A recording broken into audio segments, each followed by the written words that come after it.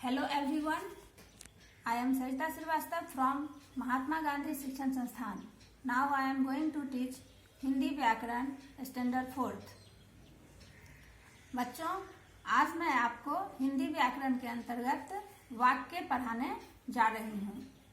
जैसा कि आप जानते हो कि वाक्य किसे कहते हैं, दो शब्दों, दो या दो से अधिक शब्दों के सार्थक मेल को हम वाक्य कहते हैं। तो आपने वाक्य की परिभाषा समझ ही गए थे, जाने ही थे। वाक्य के दो अंग होते हैं बच्चों, ये आपने पहले भी समझा था कि वाक्य के दो अंग होते हैं, एक उद्देश्य और दूसरा विधेय। उद्देश्य किसे कहते हैं बच्चों? कि वाक्य में जिसके बारे में कुछ कहा जाता है उसे हम उद्देश्य कहते हैं। और विधेय किसे कहते हैं बच्चों?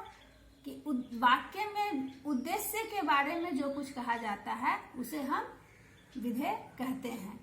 अब हम बच्चों वाक्य के भेद, वाक्य के आधार के बारे में आते हैं कि वाक्य को दो भागों में बांटा गया है।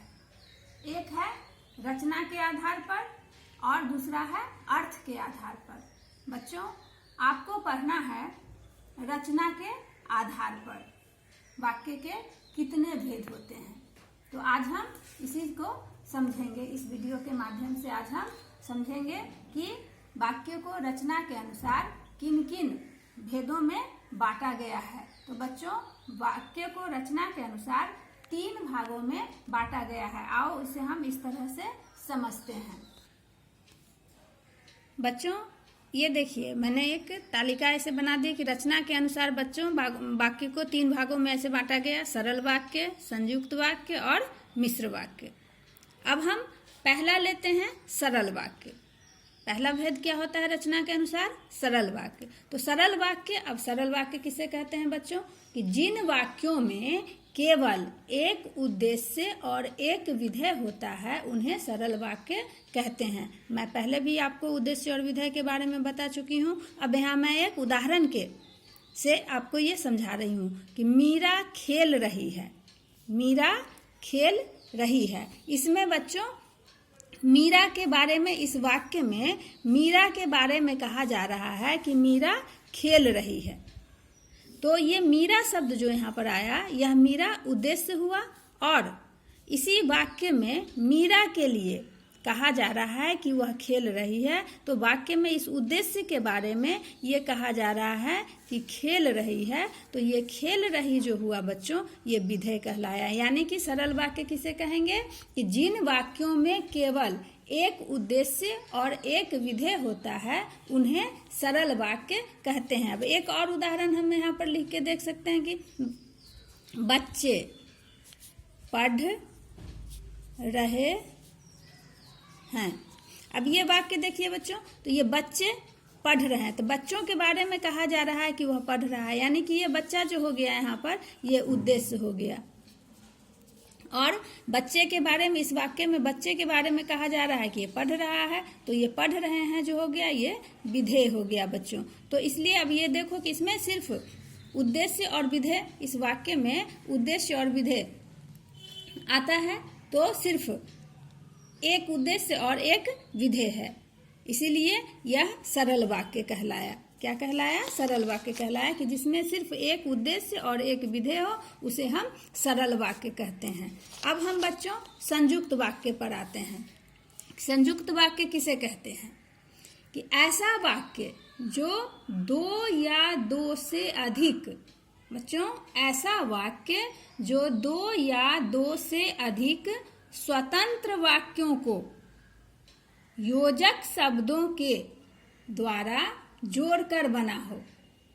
बच्चों, ऐसा वाक्य जो 2 या 2 से अधिक स्वतंत्र वाक्यों को योजक शब्दों द्वारा जोड़कर बना हो उसे संयुक्त वाक्य कहते हैं। अब बच्चों आपके मन में प्रश्न आएगा कि योजक शब्द में बच्चों आता है और, पर, एवं, परंतु, या, तथा, किंतु इत्यादि जो ये शब्द हैं ये सारे योजक शब्द कहलाते हैं बच्चों। यही योजक शब्द जो है वह दो या दो से अधिक स्वतंत्र शब्दों को आपस में जोड़ता है तो उससे संयुक्त वाक्य बनते हैं। अब हमने यहाँ लिखा है कि हम चलते हैं पर तुम रुक जाओ।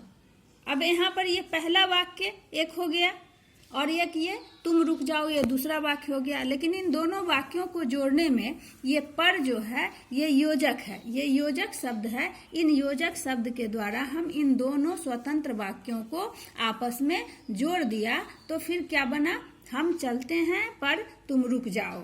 तो इस तरह के जो वाक्य होते हैं उसे हम संयुक्त वाक्य कहते हैं। दूसरा वाक्य भी हम लिख लेते, देख सकते हैं इसको कि शिक्षक कक्षा में आए और वे पढ़ाने लगे। अब यहाँ देखिए बच्चों कि शिक्षक कक्षा में आए, एक वाक्य हो गया, पहला वाक्य हो गया। यहाँ वे पढ़ाने लगे, दूसरा वाक्य हो गया।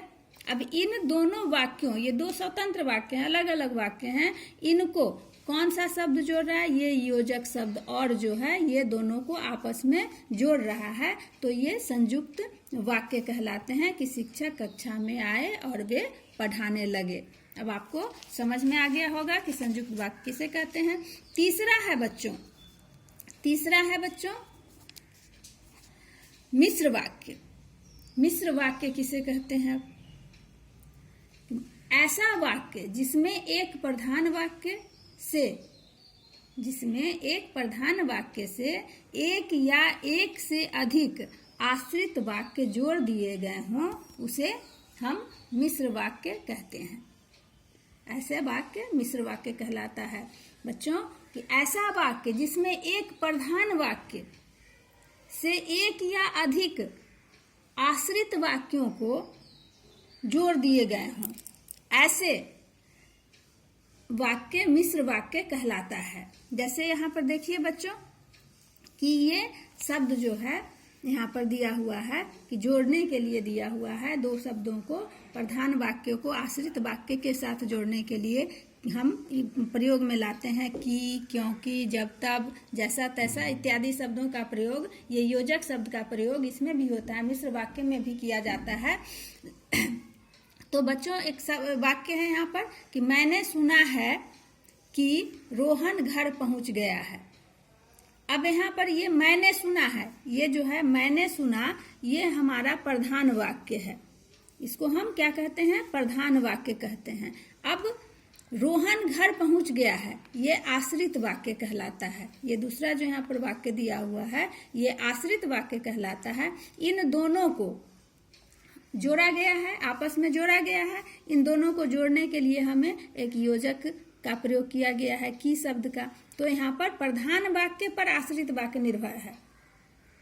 तो ऐसा वाक्य जिसमें एक प्रधान वाक्य से एक या अधिक आश्रित वाक्यों को जोड़ा जाए, ऐसे वाक्यों को हम मिश्र वाक्य कहते हैं कि मैंने सुना है कि रोहन घर पर पहुंच गया है। तो ऐसे वाक्य जो हुए यह मिश्र वाक्य कहलाते हैं बच्चों कि मिश्र वाक्य में कि, क्योंकि, जब, तब, जैसा, तैसा, यदि, तो आदि योजक शब्दों का प्रयोग होता है। अब यहाँ पर जो आपको समझाया गया है कि मैंने सुना है वाक्य प्रधान वाक्य है जो कि योजक शब्द की से सहायता से आश्रित वाक्य रोहन घर पर पहुंच गया है को आपस में जोड़ देता है, इसलिए यह वाक्य जो है वह मिश्र वाक्य कहलाता है बच्चों। तो आपने क्या समझा इसमें कि वाक्य शब्दों का सार्थक और व्यवस्थित समूह वाक्य कहलाता है।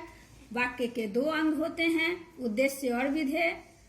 और आपने जाना कि रचना के वाक्य को दो भागों में बांटा गया है, रचना के अनुसार और अर्थ के अनुसार। आपको रचना के अनुसार पढ़ना था तो रचना के अनुसार वाक्य के 3 प्रकार होते हैं, सरल वाक्य, संयुक्त वाक्य और मिश्र वाक्य। धन्यवाद।